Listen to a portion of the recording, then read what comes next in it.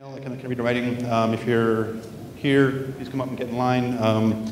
So right now we have Jake, then it'll be Corran, and after that will be Jon Riehl, and then we'll go down from there. So Jake, go ahead, you're on. All right. So my name is Jake Vanderplas. I am an astronomer from University of Washington and also a contributor to scikit-learn. I do a lot of machine learning for my astronomy stuff. And I want to tell you a little bit about a package that, a module that's just been accepted or just been merged into SciPy and will be released later this week in 0.12. It's the Sparse.cs graph. It stands for Compressed Sparse Graph Algorithms. And this was born in scikit-learn in doing algorithms like isomap that Alejandro mentioned just a few minutes ago, as well as hierarchical clustering, spectral decomposition. And I'll show you real quick how it works. We can take a look, we can import it as CSGraph and take a look at what's in there. We have connected components, we have Laplacian, shortest paths, several algorithms for that, breadth first, depth first searches, minimum spanning trees, and things of that nature. So I think it's useful in a wide variety of fields, and I want to give you a short, fun little example right now, the example of word ladders. So this is a game where you take a word and you change one letter and turn it into another word, and keep doing that until you get to finally to a last word. So you can go from, evolve ape to man, one letter at a time, by going these 8 different steps right here. And our question is, can we do better than that 8 steps? And we're going to use the sparse graph tools to do that.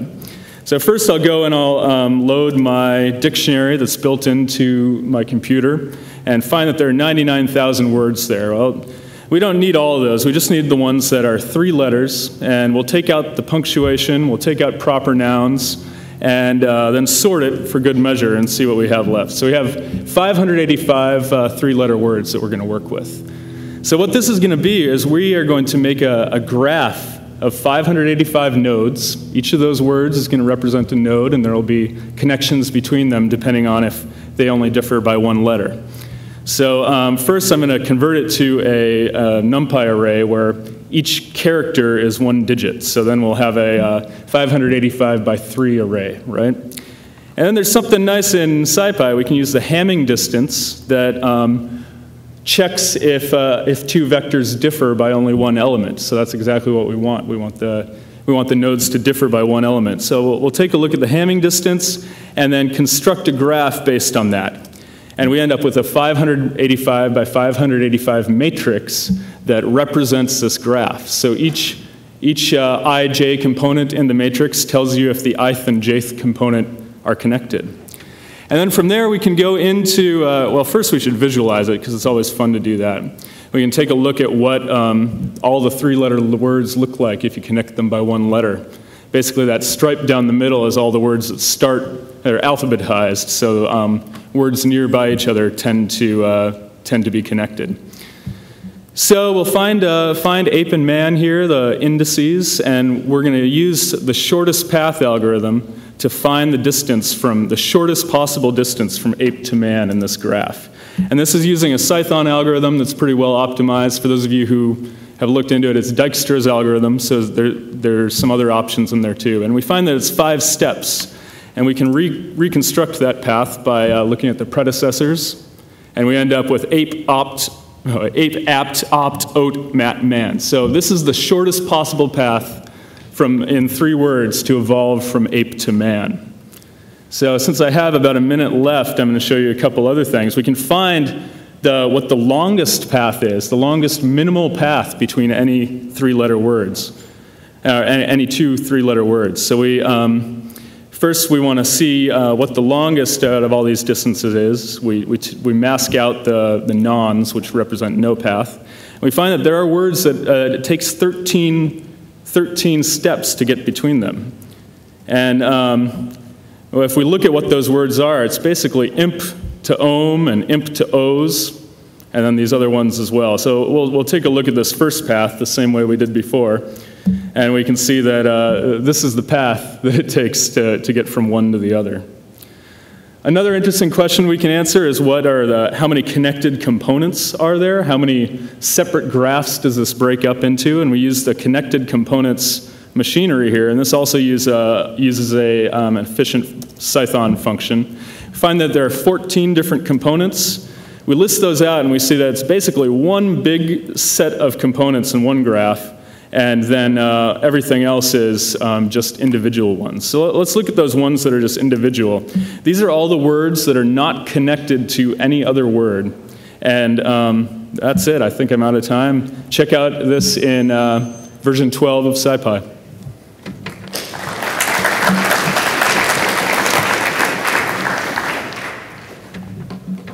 Up Corran. And after Corran, if Sasha's here, come on up. Otherwise, we'll have Jon Riehl. He's giving a talk downstairs. Maybe he might be a little bit late. So if Jon's not there, Jon Roland, come on up and get yourself ready to go. And after called Enthought. This is something which I've been playing around with in my spare time. I'm calling it Enact. It's animation for Chaco and traits.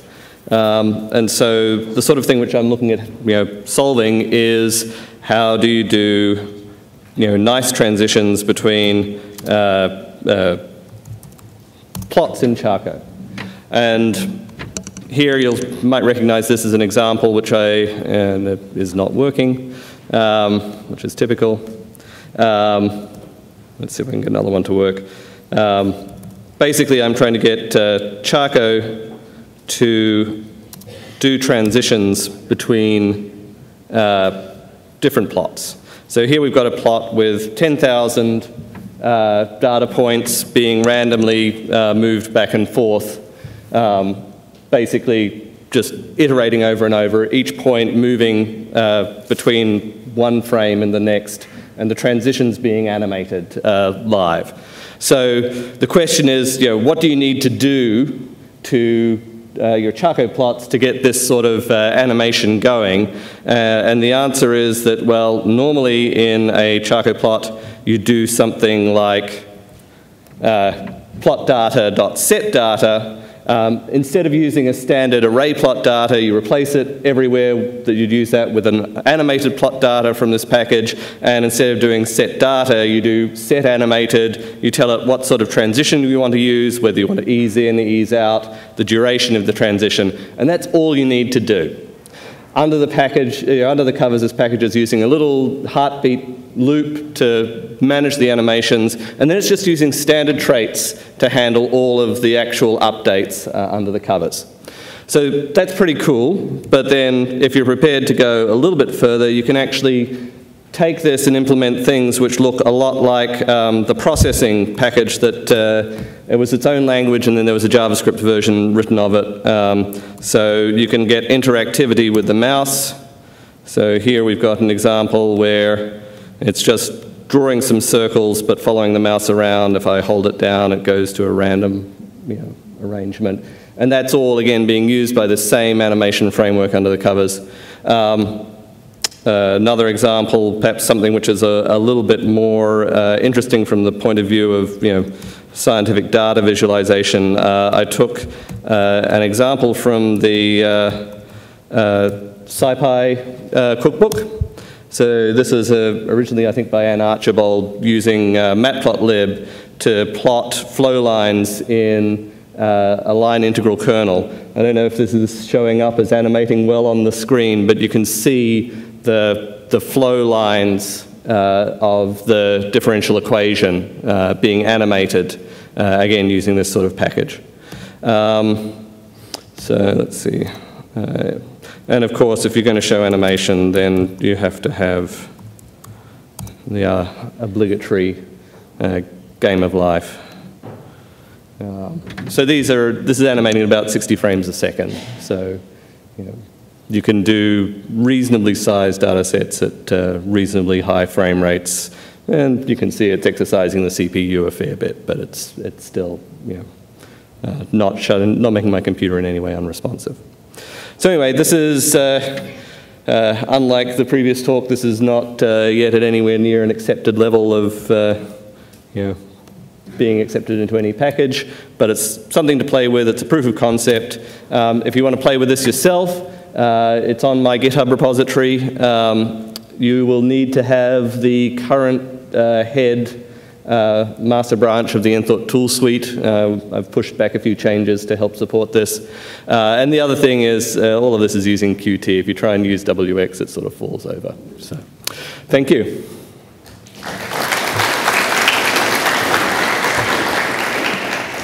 Thank you, Corran. Our next speaker is Jon. I'm Jon Roland. My company is a Starflight Corporation, but I have a research project done under another organization, the Vanguard Research Institute, which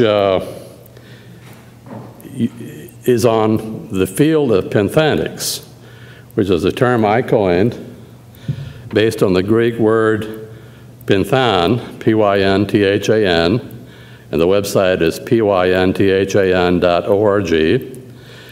The Greek word means to pose a question and perhaps get an answer.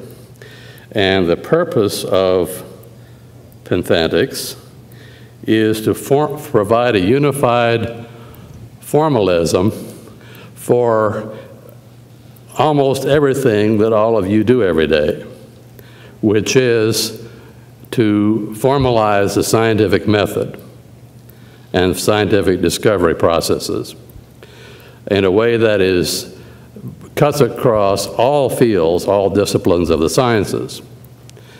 We have, of course, scientific method now studied within each science as an art and in papers on philosophy, but I have worked on the prospects for formalizing it in a way that could produce useful results, perhaps ultimately leading to the automating of the scientific discovery process.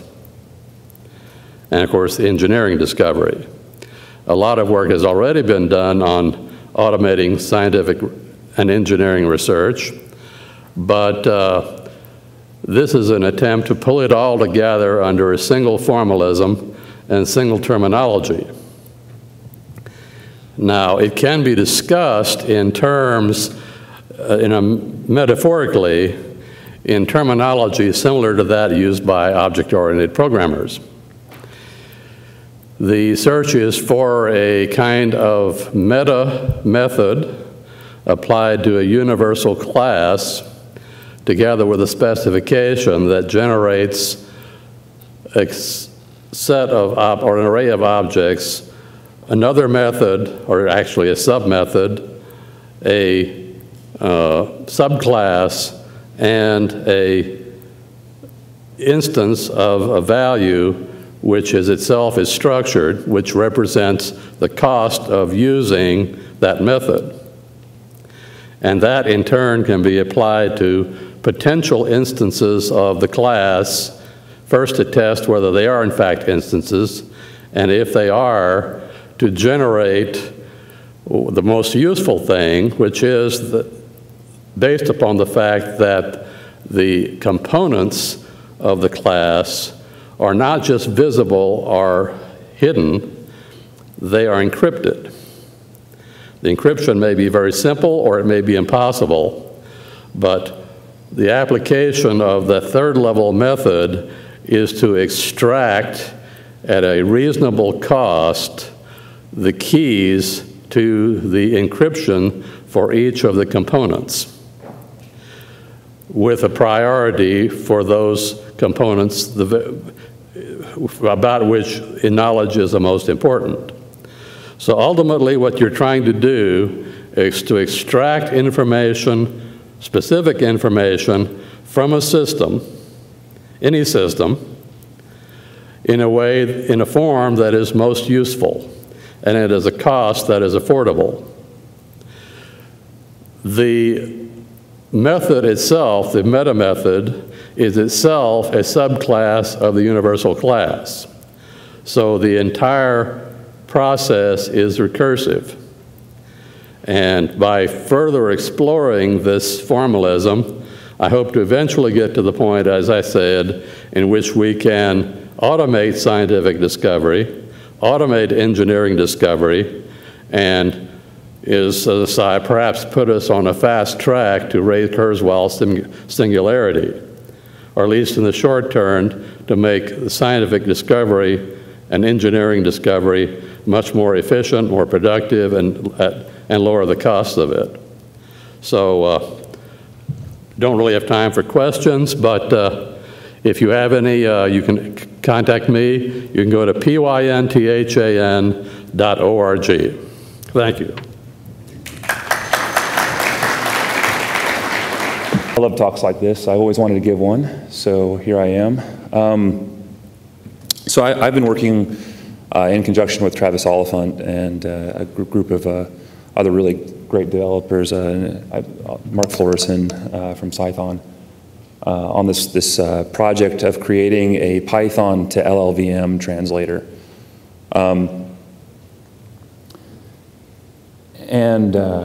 Hopefully Travis hasn't overhyped this talk. I was going to just basically give a brief status update as to what works, what doesn't work, what we hope to have working real soon now. But this isn't going to be example rich. So I just want to dive in real quick about our current state of the architecture. We're currently working very similarly to how SciPy works, and that's where we're basically looking at bytecode and then doing at compile time what the bytecode would have done at runtime, and then expressing that as LLVM, intermediate representation. Although that's not entirely how SciPy works. How SciPy works is it actually adds some layers of abstraction between the step of reading the bytecode and then actually building LLVM.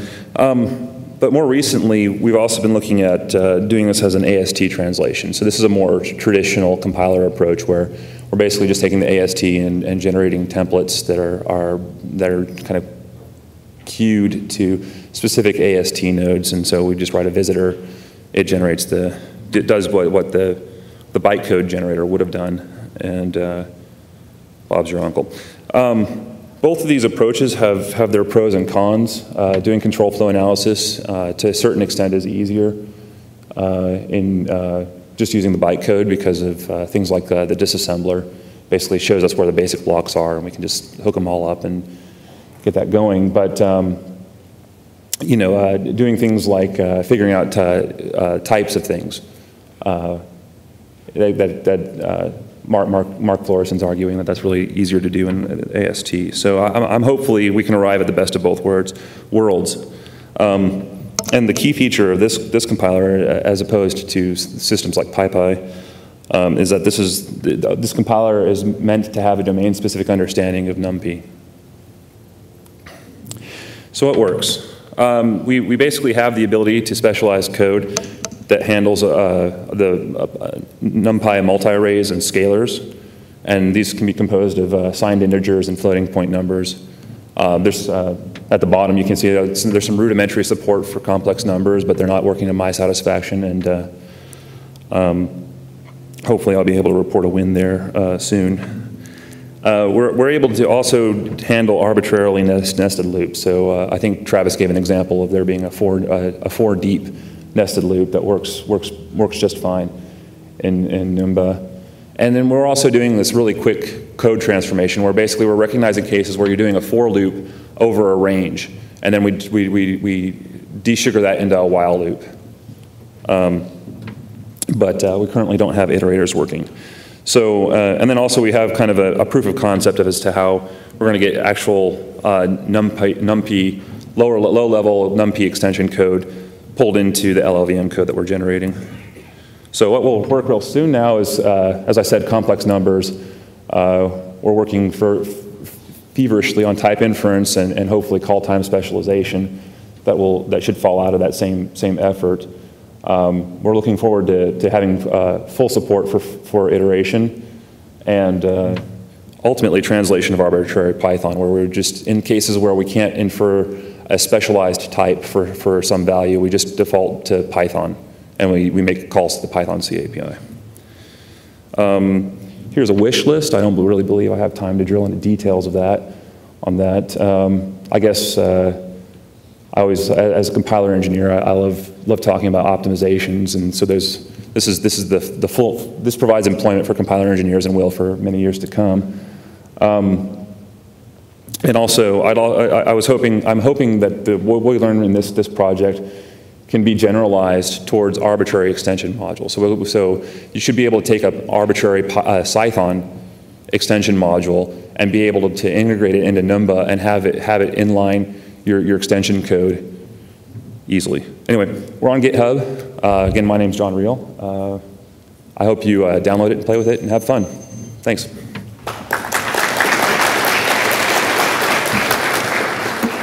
So this isn't for everybody. I'm talking to a specific subset of people in the room, specifically those who work with what I call data pipelines, where you're taking existing programs and you're chaining them together into a data pipeline, then running that pipeline over and over again as part of some larger project. And I'm addressing some of my own pain points. Having a consistent versioning of the binaries. You know, you don't want, if you're operating in that mode, to depend on what version of a particular program happened to be in your path at the moment of execution. If you update your software after you've already done some computation, you want to know which versions of software had been used for previous computations. So you need uniform tracking. If you're doing this across hundreds of or thousands of data sets, you want to know which ones had errors, which ones are still in progress for those that had errors, on which step was there an error. You want to prevent conflicts. If you're editing a new version of a pipeline, you don't want that in any way to conflict with executions in progress on previous versions, and you don't want to run pipelines on top of each other while some prior pipeline is still running. And then finally, recovery from errors. In those cases where some pipeline errors out because of some unexpected piece of data and you've got a new a fix to that, and you're going, well, gosh, I just wish that I'd never run that previous version, and I want to just back out that partial computation. That's another pain point that I found myself struggling with. So here you go. This is Pipe-o-matic. It's on GitHub, therefore easy to find, and it's a framework for constructing pipelines out of third-party executables. I don't care what language it was written in. This is just the top-level executive code that's going to run program A, then run program B, and so on. You can go to the website. There is a functional specification, and this is sort of my manifesto right there, is what I want to achieve with pipelines in general. And did I mention, you know, it's not in there, but pipelines should be composable. I mean, if you can chain together any arbitrary programs, well, chaining together pipelines, that should work too. So currently, I need help. It's an early alpha. It's got some things working, it's usable for some things, but it's not doing a lot of the stuff that I'd like it to do to even be a late alpha. Like right now, if you wanted to run a sequential set of steps, that's really a bunch of single-step pipelines that you'll just execute one after another, and you can string those together into a dumb script. But at least you've got the tracking and the recovery from errors. So what I'm asking for those of you in the subset that I'm addressing, go to the website, read the functional specification, decide, is this something that interests you? And if it is, if you've got the similar pain points to what I have, then, well, you'll know how to get in touch with me through GitHub. And there's a minute left, but I don't get paid to use up the whole 5 minutes, so I'm going to call it early.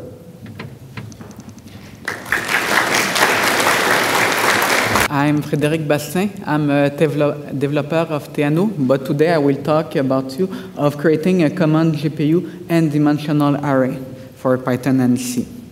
Why do we need this?